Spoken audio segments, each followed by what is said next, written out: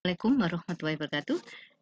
Jumpa lagi anak-anak ya, walaupun masih secara virtual ya, tapi kita sudah sempat tatap muka ya, walaupun hanya beberapa jam ya.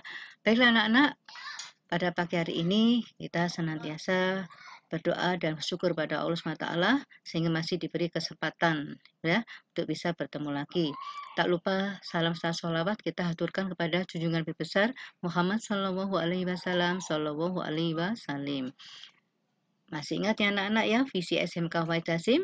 Apa? Ayo bismillah. Unggul, cerdas, mandiri, berhaluan ahlussunnah wal jamaah. Baiklah anak-anak, materi pada pagi hari ini adalah tentang penanganan surat. Nah, sekarang kita lihat, apa sih surat itu? Ya, surat adalah sarana komunikasi untuk menyampaikan informasi dalam bentuk tulisan pada kertas ya, dari satu pihak kepada pihak lain ya, baik secara perorangan maupun secara organisasi. Surat ini disebut sebagai bentuk komunikasi secara tertulis. Jadi tidak bisa melihat orangnya tapi bisa membaca isi dan maksud surat. Kemudian pengurusan surat. Pengurusan surat apa, Bu? Ini kegiatan penanganan surat masuk dan surat yang keluar, meliputi penerimaan, pencatatan, pengarahan, pendistribusian, pemrosesan, ya, lebih lanjut, dan pengiriman surat itu sendiri untuk dikirim kemana saja atau disebut dengan surat keluar. Nah, pengurusan surat ini dapat dilakukan dengan menggunakan buku agenda dan buku ekspedisi ya. Kalau buku agenda ini buku untuk menyimpan surat masuk dan keluar dalam 1 tahun, sedangkan buku ekspedisi ini digunakan untuk ya bukti kalau surat itu sudah dikirim. Kemudian kartu kendali dan lembar pengantar ya. Jadi kalau ini surat yang sudah dikirim itu harus disertai dengan, ini yang model baru anak-anak ya, disertai kartu kendali dan lembar pengantar.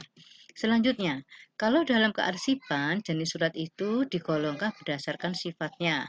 Ada yang dimaksud dengan surat pribadi, artinya surat untuk seseorang atau pegawai sendiri.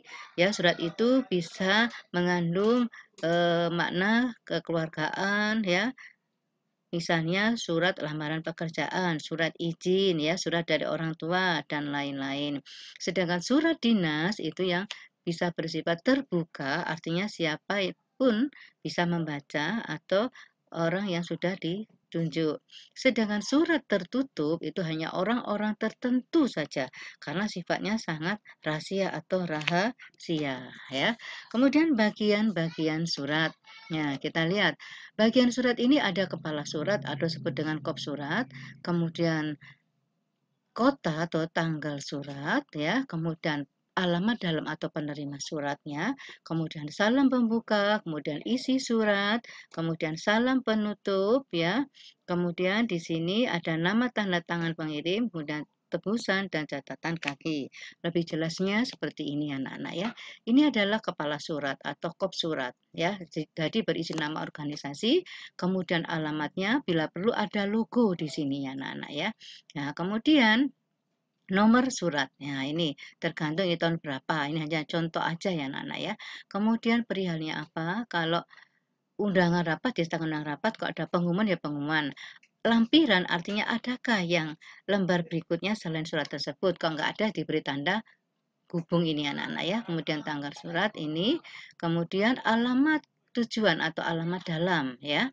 Kemudian ini salam pembuka ya, misalnya dengan hormat atau assalamualaikum. Kemudian baru isi surat. Lah ini karena ini undangan berarti ini isi suratnya biasanya ada hari, tanggal, waktu, tempat ya.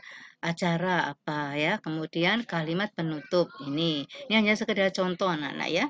Kalian bisa lihat di YouTube dengan contoh yang macam-macam. Kemudian jabatan atau pengirim ya, pengirim dari surat itu, kemudian tanda tangannya ya, kemudian nama terang atau disertai dengan nomor induk atau nomor siswa ya, inisial istilahnya itu ya anak-anak. Nah, selanjutnya langkah-langkah pengurusan surat. Untuk surat masuk ya, langkahnya seperti ini. Ada 5. Mulai dari penerimaan surat ya, kapan, siapa yang menerima surat tersebut, kemudian penyortiran, disortir ya, artinya harus didelegasikan atau didistribusikan kemana aja. Kemudian pembukaannya ya, setelah disortir, dibuka ya, kemudian dicatat dulu isinya surat itu ya sebelum diarahkan atau diberikan pada pihak yang berkepentingan ya atau pengarahan. Kemudian kalau surat keluar ya kita harus membuat konsep surat dulu. Kemudian kalau sudah disetujui ya oleh pimpinan baru diketik. Nah, kalau sudah diketik ditunjukkan lagi kepada pimpinan ya, apakah sudah benar ataukah masih ada perbaikan lagi atau revisi baru ditandatangani oleh pimpinan. Nah, setelah ditandatangani dicatat dulu ya ditujukan kepada siapa surat tersebut ya, masukkan dalam buku agenda ya atau kartu kendali kemudian baru dikirim. Nah, ini adalah pola lama dan pola baru ini anak-anak ya. Sistem maksudnya pola itu sistem ya. Kemudian sistem pencatatan surat. Nah, ini ya. Pencatatan surat itu ada pola lama, kalau lama menggunakan buku agenda dan buku ekspedisi. Kalau pola baru menggunakan kartu kendali dan lembar pengantar, kemudian lembar pengantar juga. Atau misalnya SB dan SE. Nanti saya jelaskan lebih lanjut anak-anak ya.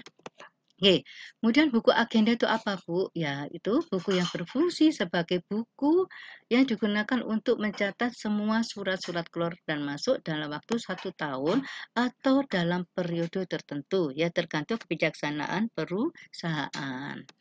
Nah, kemudian jenis-jenis buku agenda itu ada 3 macam anak-anak ya. Ada buku agenda tunggal, artinya apa? Buku ini hanya merupakan jenis buku yang cocok dipakai untuk pencatatan surat keluar dan surat masuk serta penomornya yang ditulis secara berurutan, dicampur anak-anak ya, setiap halaman per halaman. Jadi bisa surat masuk, surat keluar artinya dicampur. Sedangkan buku agenda berpasangan ini artinya untuk penulisan surat masuk dan surat keluar ditulis secara berpasangan dalam satu buku agenda. Jadi satu lembar dibuat 2, anak-anak surat masuk dan surat keluar. Kemudian buku agenda kembar, ini bukunya berbeda ya. Kalau untuk surat masuk berbeda, jadi ada 2 buku ya. Kemudian untuk surat keluar pun juga ada bukunya sendiri ya. Nah, karena fungsinya memang untuk mencatat surat-surat masuk dan surat-surat keluar. Selanjutnya buku agenda. Apakah ada kelemahannya, Bu? Ada. Ya, ini yang pertama, surat dari pengirim yang sama letaknya biasanya terpisah-pisah, ya. Kemudian pencatatan surat secara kronologis, urut, biasanya tanggalnya, nomornya, ya. Kemudian menemukan surat relatif lama, karena harus diurutkan dulu. Kemudian sukar mengetahui hubungan surat yang satu dengan yang lainnya. Misalnya bulan Agustus kemarin menerima surat dari PT apa, PT X misalnya. Sekarang juga 5 surat dari PT X, tapi kan tanggalnya beda, bulannya beda ya. Kemudian penyimpanan surat sering menggunakan sistem kronologis atau deretan, ya urut ya anak-anak ya. Dan berfungsi sebagai buku statistik, artinya untuk penghitungan. Jadi berapa surat yang sudah masuk dalam 1 bulan, 1 tahun, dan lain-lainnya. Nah, ini contohnya buku agenda surat masuk ya. Jadi kolomnya ada nomor urut, tanggal diterima, tanggal surat, nomor surat, dari perusahaan mana, perihalnya apa, surat tersebut, lampirannya ada atau tidak, hubungan suratnya bagaimana dengan yang kemarin, kemudian keterangan. Kalau nggak ada, nggak usah ditulis. Kemudian untuk buku agenda surat keluar, seperti ini anak-anak ya, nomor urut, tanggal dikirim, tanggal berapa, tanggal surat untuk surat keluar, kemudian dikirim kepada siapa, ya, kemudian nomor suratnya berapa, perihalnya apa, isi suratnya ya, isi singkat surat, kemudian lampirnya ada tidak, hubungan surat sama dengan tadi ya di keterangan. Ya, selanjutnya buku ekspedisi ya. Buku ekspedisi apa? Buku untuk surat apa? Bukti penerimaan kalau surat tersebut sudah dikirim ya. Misalnya pengiriman barang atau surat ya. Jadi ada seperti ini.